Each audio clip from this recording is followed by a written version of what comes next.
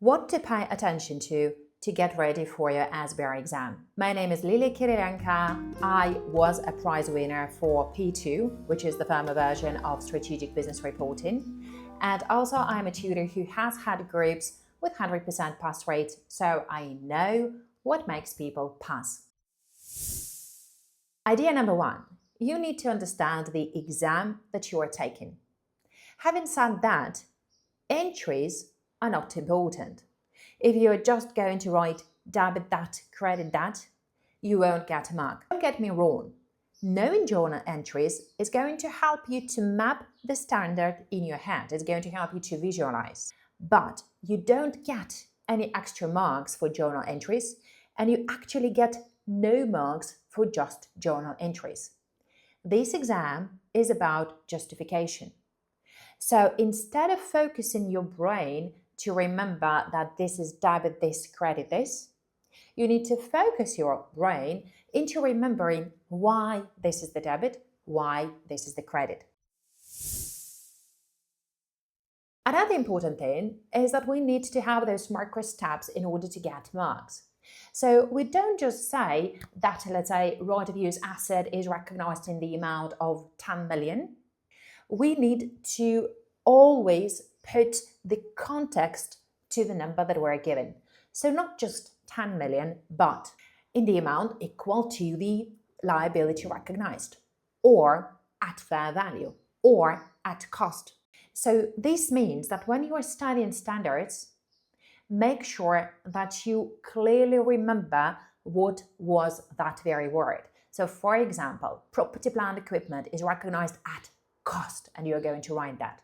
Financial liabilities are recognized at fair value, and so on. Another idea is that with the SBR, we need to study theory in the correct way. When we're talking about financial reporting and many other exams, there we need to know yes or no. So we study the theory from the perspective of recognition, like which of those is not one of the 5 steps. But when we study theory for SBR, you need to understand when a certain step is tested, is actually okay or not okay. So for example, we're talking about step 1 of revenue recognition, and step 1 is identify the contract, blah, blah, blah. You need to understand when the provision is not met. So for example, if the consideration was not probable at the start, if we sold something to the client that was not worthwhile in the first place, then we don't recognize the revenue.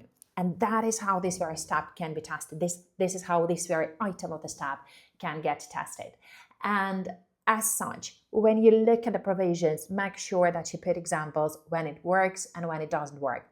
And with my videos, with my theory in my course, you're going to get that by default. Another important idea is that you need to understand when the standards work together. So, for example, if we're talking about environmental impact, if we're going to talk about harsh conditions, we're going to say, okay, what's going to happen? Oh, the residual value is going to reduce. We say that the disposal of that very equipment can come sooner rather than later. And we need to understand how different standards are going to come into play. Like, it's not only IAS 16 that is going to require us to recalculate depreciation because of the change in residual value and useful lives, but also it is about the provision that is going to be used sooner, so it has to be discounted by a smaller number of years, so it's going to increase.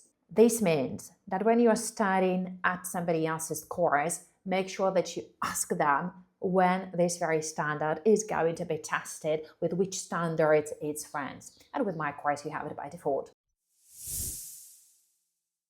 Now, you need to understand what is that you are doing right and what is that you are doing wrong. Because you're an adult, your time is limited, so this means that you need to understand what to take already so that you would reduce the time that you spend on study.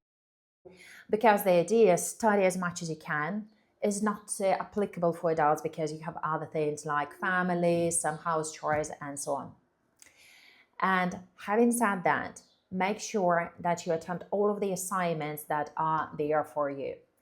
If you unfortunately have to do self-study, well, some people study better this way, some people just can't afford tuition.